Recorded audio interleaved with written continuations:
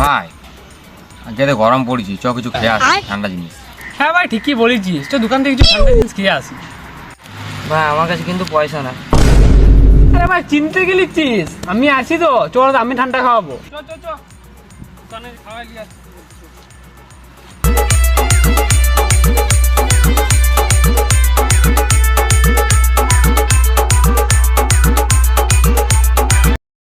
কাকা বলছি এই দোকানটা তোমার নাকি? হ্যাঁ রাখবো, জিলিপি। একটা বড় ঠান্ডা বার করো তো।